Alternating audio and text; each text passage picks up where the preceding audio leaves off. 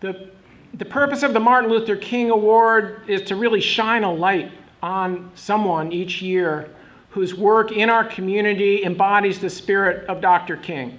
And of course, we all have a lot of, think about all the different ways in which Dr. King's spirit was manifest and how it helped our country and the world through the difficult times of then. So this year, we decided that there was not a better person to honor than Eva Castillo. Now, I could tell you that Eva Castillo is the executive director of the New Hampshire Alliance for Immigrants and Refugees. I could tell you that she is the vice president of the Granite State Organizing Project. I could tell you that she is the leader of the Welcoming New Hampshire Initiative. I could tell you she's on the Manchester Police Commission, and probably a bunch of other things. And those are all important for us to understand the work that Eva does on a day in, day out, week in, week out, month in, month out basis in our community. But that would just skim the surface of why we want to shine a light today on Eva Castillo. So I want to say, for starters, that Eva is an activist. And I remember, or Judy certainly reminded me, that back, I don't even remember when it was, Eva, that we started meeting at the old Latin American Center, and we were hearing people telling stories about the oppression suffered by workers in the Jack Pack meatpacking plant, and we stitched together some strategies to be in solidarity and support to them as they worked for better working conditions. And at one point we came up with a statement that we wanted the workers to sign to go to people who had some power and could help them, and we needed somebody to go find these workers, and Eva was just right there saying, "Oh, I will go do that." And she took the letter and she went to the church where many of them worship, and she got that letter signed, and we were able to move that on. So without hesitating, Eva was and remains an activist. Eva is an advocate.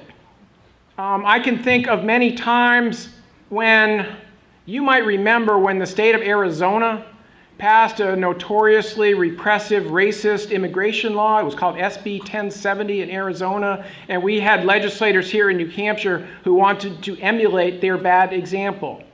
But fortunately, even at a time in which our legislature was Republican majority, when perhaps some of you with Democratic Party inclinations in the room might not think that they could do the right thing, but we had Eva Castillo to be able to come up to the State House and appear in public hearings and help them understand why legislation like this was going to move New Hampshire in the wrong direction. They listened and they responded, and bill after bill after bill after bill after bill was defeated and struck down. So Eva is an advocate.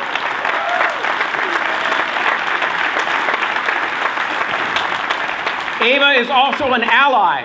Eva is somebody that if you are having a problem with your landlord, with your doctor, with your employer, and you need to go up to the Department of Labor or something like that, Eva is someone you want by your side because she is strong, she knows what's going on, she knows what needs to be said, and she can communicate it in a way that other people are going to listen. So Eva is an ally. And if I can leave my alliteration aside, I will say that Eva is also a wonderful spokesperson, and that is also part of her leadership, that she is able to get up in front of a group of people, whether it's on May Day or on Martin Luther King Day or any other day, and say what needs to be said. And this is a time that we have a lot of things that need to be said. So Eva Castillo, it's a great honor for me and for the Martin Luther King Coalition to present you with this year's Martin Luther King Award.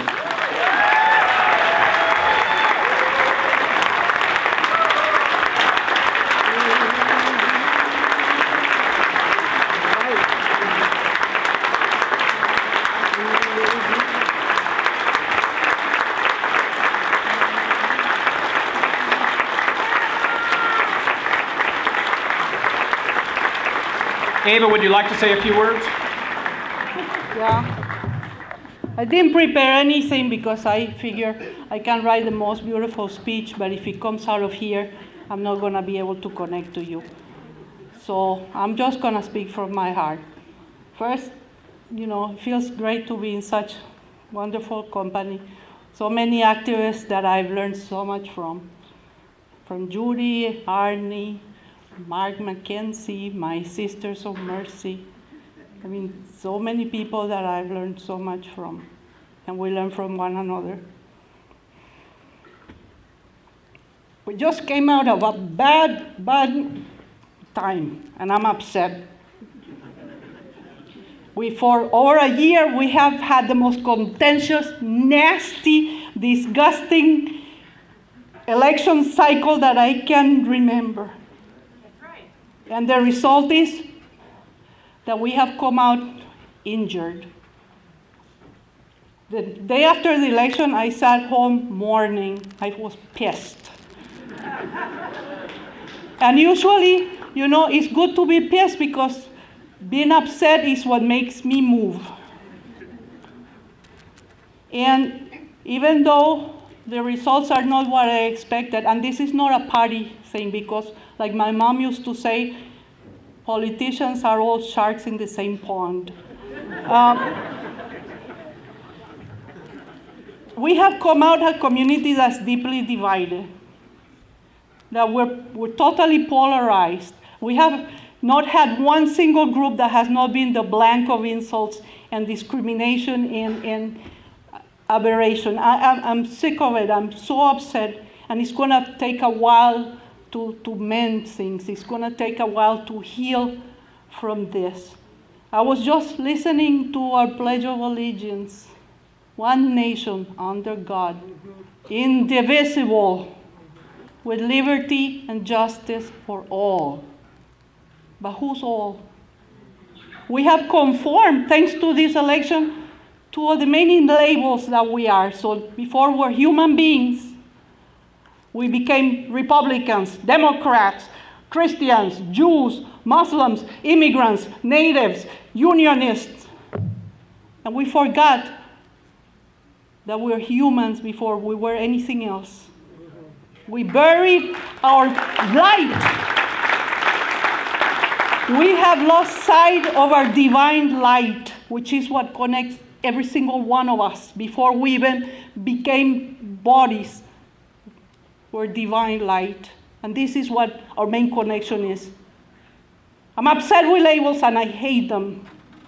But this country is all about labels, and it's all about categorizing everything and everybody. And if you do not fit their category, they make you fit regardless of whether you want to be there or not.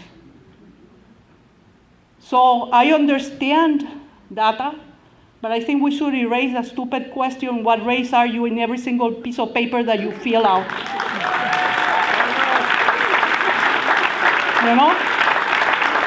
We're one race, the human race, and my English is not that good, but word race is human, that's it. So we should just stop answering the stupid question wherever we go to an MRI, what race are you? Give me a break, If we're all supposed to be the same, why do we still have to fit categories that are totally meaningless? We have lost our connection to one another, but we have to rebuild that connection, and it's gonna take some time. And it's going to take some deliberation. We have come to accept or become immune to insults, and that's not acceptable. We have to stand up for one another. They want a wall, we'll give them their damn wall. But it's going to be a human wall. We're all going to stand arm in arm next to one another, a war of justice and a war of solidarity.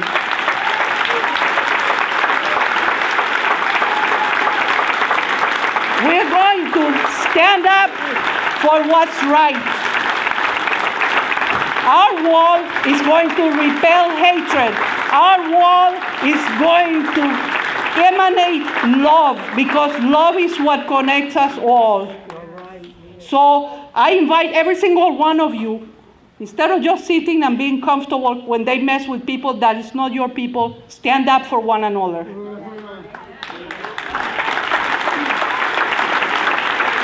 We are not going to accept anybody being bullied by anything. We are one community. We are one nation. And we're all equal. And when I say all means all. Y gracias a mis amigos latinos que están aquí. I have never seen your faces here. Y me llena de orgullo saber que estamos aquí. I accept this in the name of so many people that have placed their trust in me, of so many people that are too afraid to speak, of so many people that counted on me to put my face there for them and to speak, people that cannot be outside because they're afraid, people that came to this country and they only want us to carry the message to our legislators that will allow them to be in this country legally and to work and to live a decent life and to come out of the shadows and to become legal permanent residents, contributing members of our society, which is what they came to do, so that they can be free from the fear of deportation. And many of you are not immigrants, but when your ancestors came the right way, there was no wrong way to be here. I was lucky that I have my path to green card someplace in the back there, my husband, but I'm still married.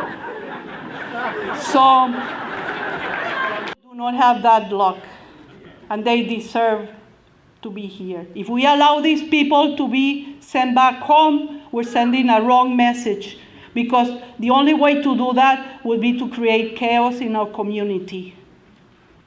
So I invite all of you to stand with one another and fight for one another. Stop being complacent. We're here because we have really been complacent for 4 years, and we know whatever's coming is not going to be happy if we take it seriously. Who knows what's going to come, but we're preparing for the worst. So I invite all of you to be part of that wall, and let's get to work. Enough talk. Y sí se puede. Sí se puede.